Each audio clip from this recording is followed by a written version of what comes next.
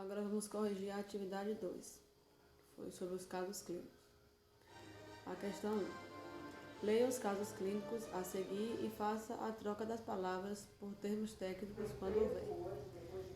O paciente deu entrada na unidade caminhando, deambulando, queixando-se de dor torácica com irradiação para o braço esquerdo. Dor torácica também pode ser substituída por dor precordial. Dificuldade de respirar, dispneia, dor no estômago, epigastralgia, tonto, vertigem e suando bastante, com sudorese excessiva, ou sudoreico.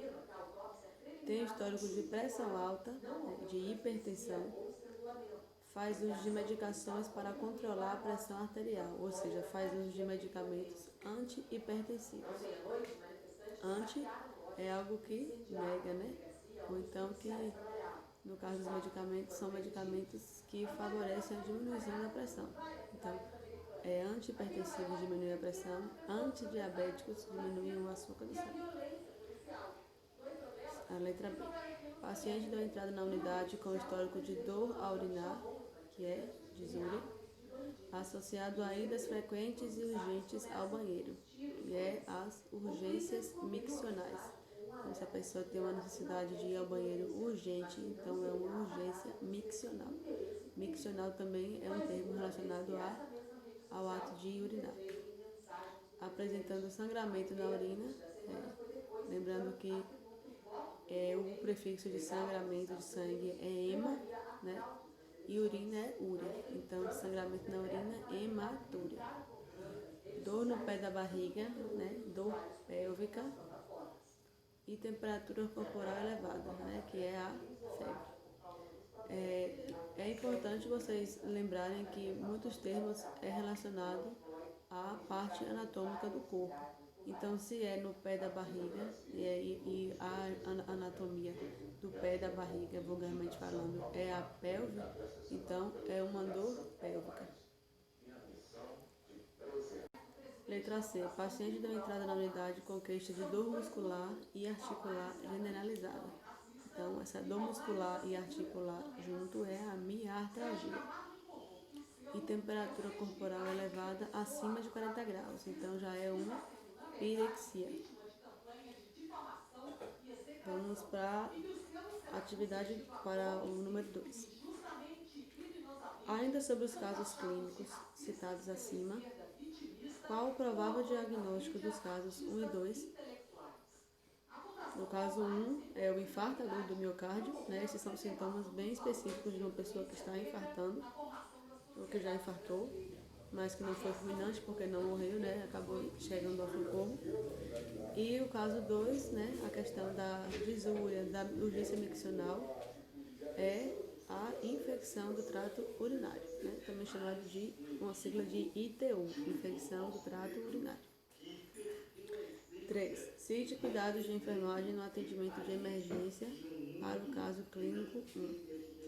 Então, bora lá. Um paciente que ele está infartado, né, que chegou lá tanto com sintomas de infarto, quanto já com um infarto diagnosticado, antes, se ele ainda não foi diagnosticado, é crucial realizar o eletrocardiograma para verificar como está o traçado cardíaco desse paciente. Através do traçado cardíaco, a onda SAT ela fica muito elevada, então isso é um diagnóstico comum de infarto, chamado de supra-ST.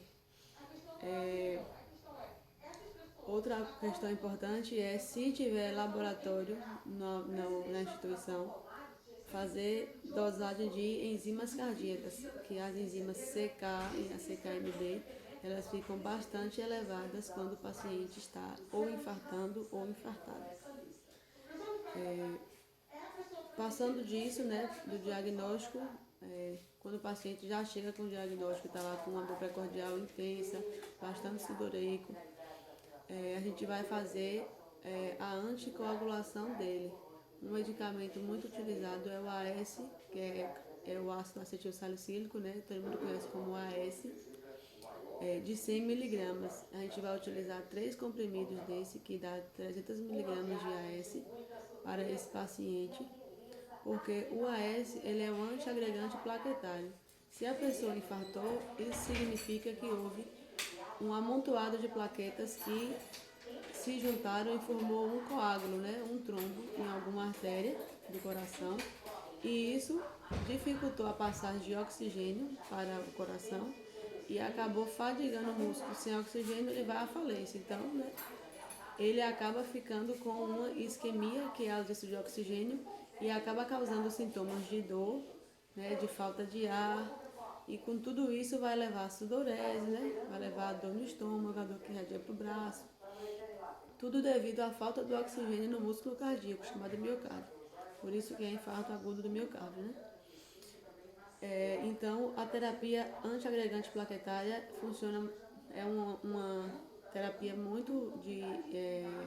que tem um bom prognóstico em pacientes que estão com sintomas agudos de infarto.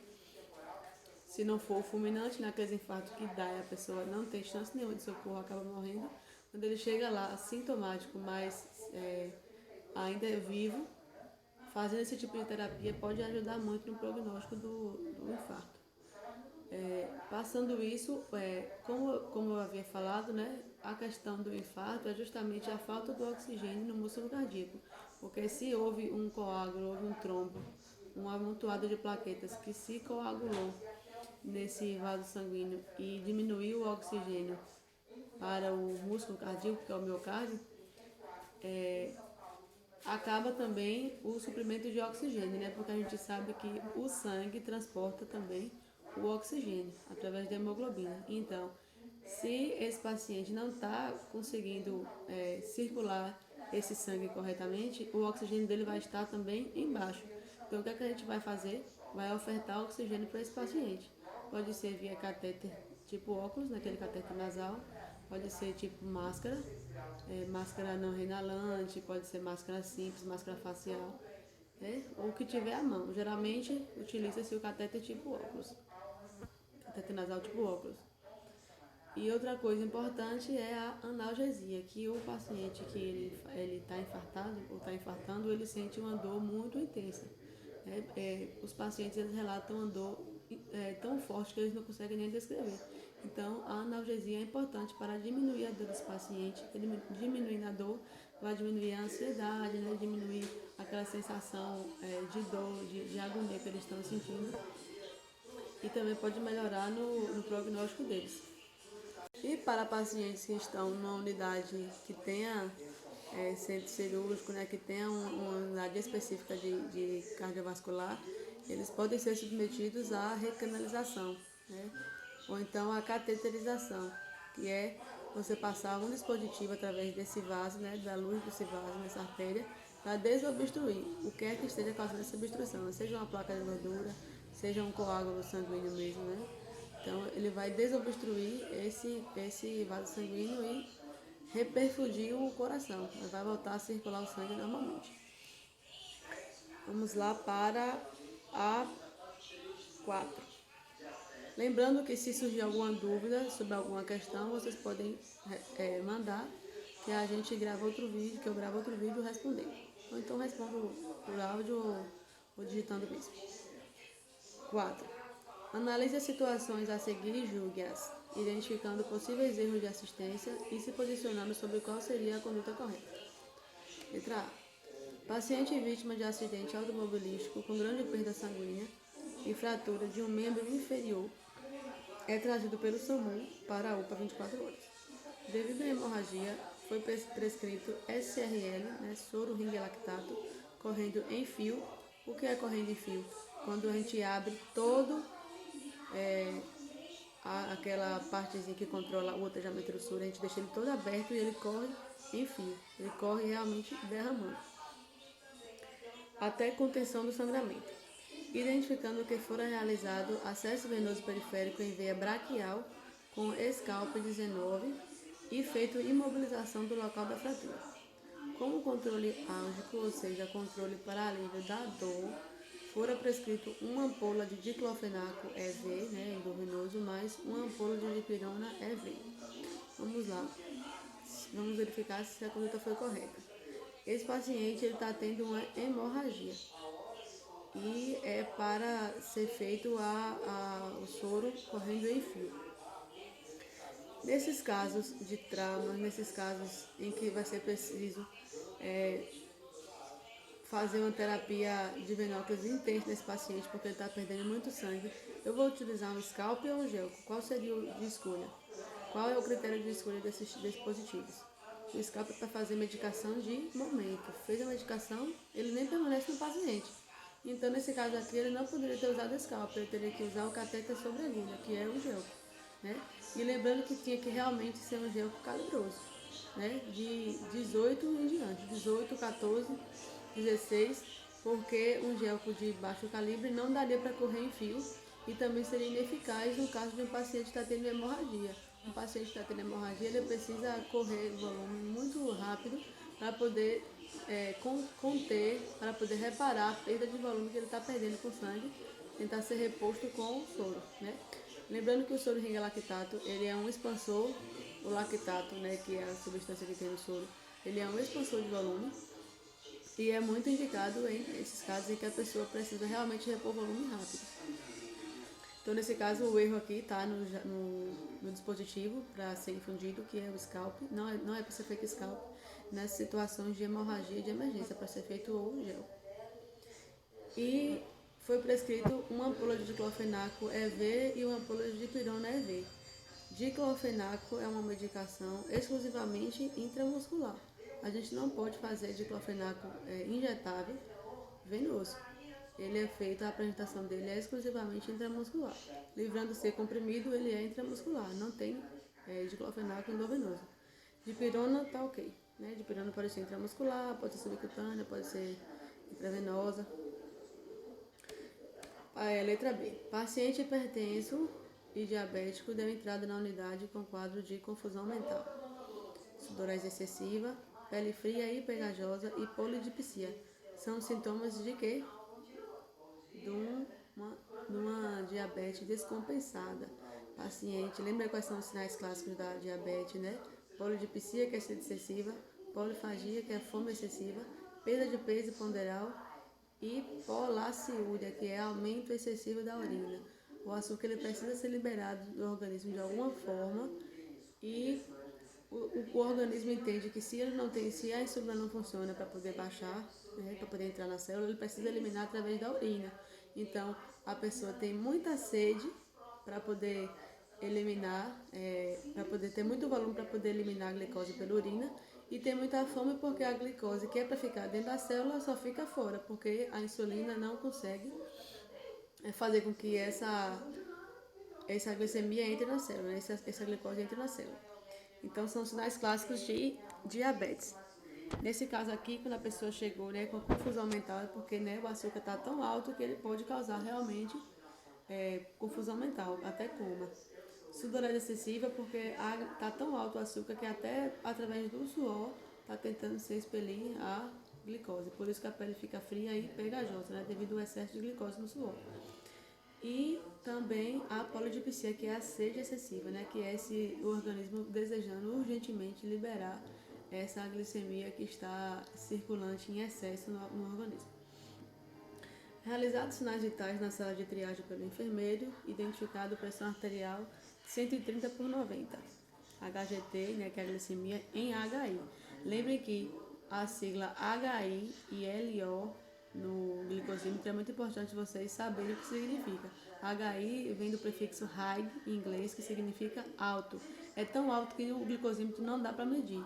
E quando LO vem de low, que significa baixo, que é tão baixo que não dá também para o glicosímetro avaliar. Dependendo do fabricante, a partir de 20 ou 30 já não dá para se mensurar a glicemia, se for muito baixo, né?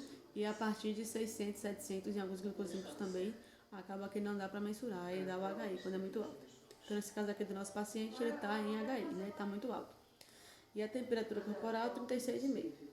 Fora prescrito pelo médico 1.500 ml de soro fisiológico, né? Que nesse caso aqui vai ser o quê? 3 soros, né? Porque cada um tem 500 ml. 10 unidades de insulina NPH e avaliação do HGT após 2 horas. E aí, tá correto ou não? Vamos identificar aqui, o paciente está em HI, ele está com a glicemia tão alta que não dá para se mensurar. E o médico prescreveu soro fisiológico para esse paciente. Olhem a pressão arterial desse paciente, ela está um pouco elevada, ela já está em 13/9. Soro fisiológico possui o que na sua substância? Possui cloreto de sódio, né? Cloreto de sódio é o sal comum que a gente utiliza. Então, o sal, ele é um retensor de líquido. Então, se você põe muito sal, se você ingere muito sal, você precisa de muita água para poder diluir esse sal. Porém, a sua pressão arterial também vai acabar aumentando, porque o excesso de soluto vai aumentar a pressão arterial. No excesso de sal vai aumentar a pressão arterial. Então, se você colocar esse soro fisiológico nesse paciente, você vai gerar outro problema, que é a hipertensão nesse paciente, né? Uma pressão arterial elevada. Qual é o soro indicado nesses casos? É o soro ringalactato, porque ele vai fazer o quê? Expandir o volume. Como eu já havia falado, o lactato é uma substância que é um expansor de volume. Se você vai infundir bastante soro nesse paciente, ele vai aumentar o volume, a pessoa vai eliminar muito mais facilmente do que o soro fisiológico e não vai ocorrer alterações nem na glicemia desse paciente, nem na pressão. Relacionada à insulina NPH. Nós temos 2 tipos de insulina. Temos outros tipos, mas as mais comuns são a NPH e a regular. A insulina NPH e a regular se diferem no tempo de ação. A NPH é de ação lenta e de longa duração, ou seja, ela demora de fazer efeito porque o seu efeito ele é prolongado. E a regular, ela já tem uma ação mais rápida e sua meia-vida é muito curta.